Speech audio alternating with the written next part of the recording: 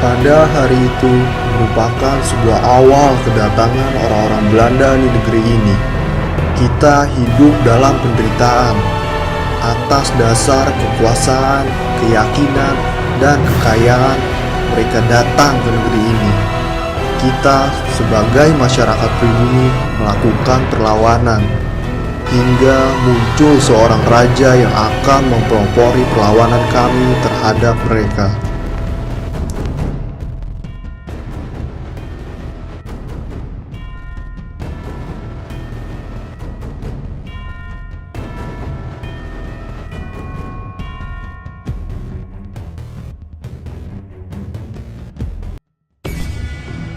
Jenderal, penghasilan perkebunan pada bulan ini meningkat dengan pesat dan pemberontakan oleh pribumi tempo lalu dapat diatasi. Bagus, pertahankan. Apakah ada kendala lainnya? Tidak ada, Jenderal. Namun saya melihat adanya bahaya jika kita tidak melakukan kerjasama dengan kerajaan Mataram. Kenapa tidak kita serang saja mereka? Kalian tahu sendiri, mereka sangatlah benci dengan kita. Saya akan segera menyiapkan pasukan jika kalian setuju denganku. Benar, Jenderal. Raja mereka sangat menentang keras praktek dagang yang kita lakukan ini. Sebaiknya kita melakukan kerjasama dengan pihak Mataram terlebih dahulu.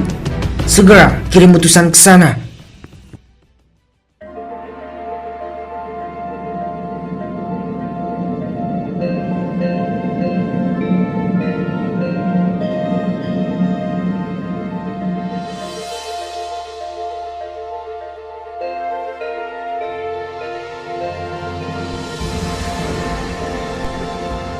Sultan Agung yang mulia, aku utusan dari VOC.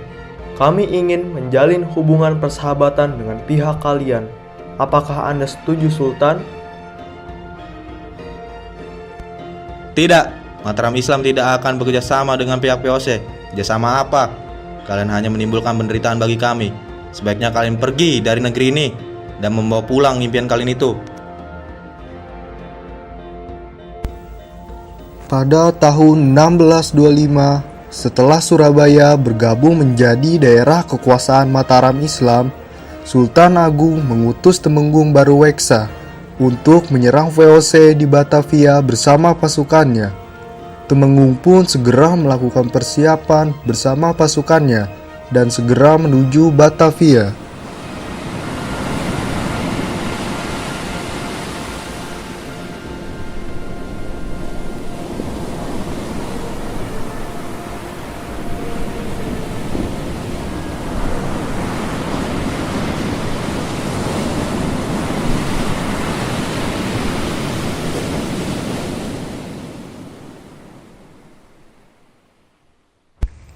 Dasar bodoh kalian! Kenapa bisa kalah dengan mereka? Segera bumi hanguskan pemukiman sekitar benteng dan segera siapkan pasukan. Cepat! Siap, Jenderal. Kami akan melaksanakan perintah.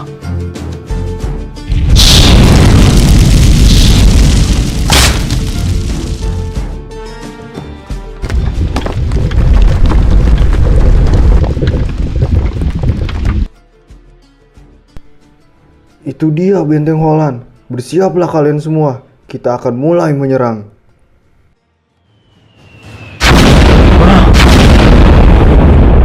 Mereka telah mengetahui keberadaan kita. Tumenggung, perintahkan prajurit untuk menyerang. Serang! Habisi mereka semua! Ayo semua maju!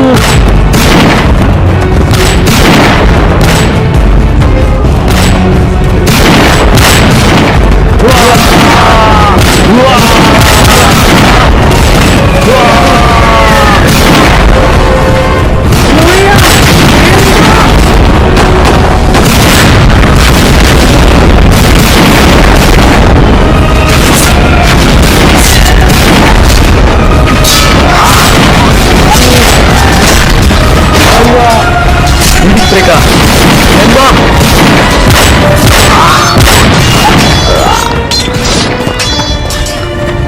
Pertempuran pun terjadi begitu panjang.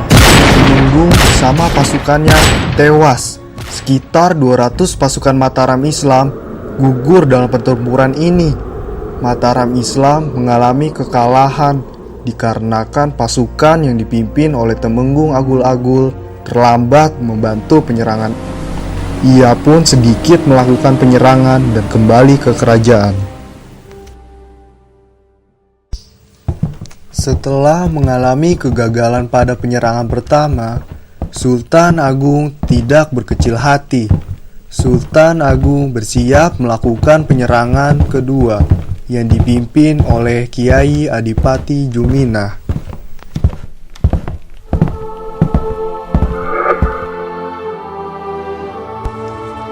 Saya bangga dengan kalian, karena kalian sudah berani berjuang dan memperjuangkan pengorbanan pejuang-pejuang terdahulu. Alangkah sia-sianya perjuangan mereka jika kita berdiam diri seperti ini. Keberadaan VOC di negeri ini sangat membahayakan. Mereka telah menunjukkan sikap semena-mena pada kita sebagai pribumi. Sudah banyak nyawa orang-orang tidak berdosa menjadi korban atas biadaban mereka. Sehingga saya sebagai sultan di negeri ini bertujuan untuk melakukan penyerangan demi merebut kembali kemerdekaan dan kebebasan sebagai pribumi yang utuh. Bersediakah kalian mempertaruhkan nyawa kalian demi merebut kembali kedamaian untuk anak cucu kita di masa yang akan datang?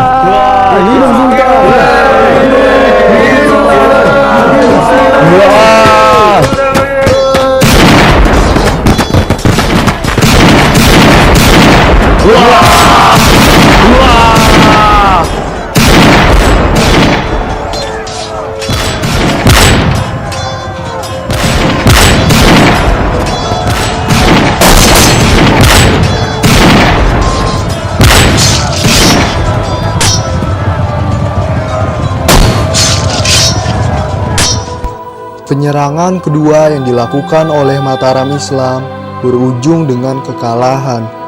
Banyak korban yang berjatuhan di antara kedua belah pihak.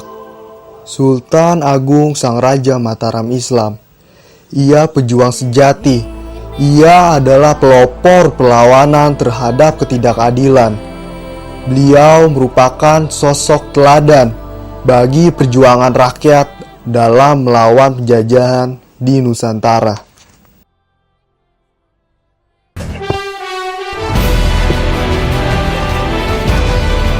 Usaha Sultan Agung itu sangatlah suci. Aku sangat takjub akan usaha-usahanya dalam melakukan perlawanan terhadap VOC. Beliau merupakan sosok teladan bagi diriku. Ini tibalah saatnya bagi kami meneruskan perjuangannya dan para pejuang terdahulu dalam melakukan perlawanan mengusir keberadaan VOC dari negeri ini.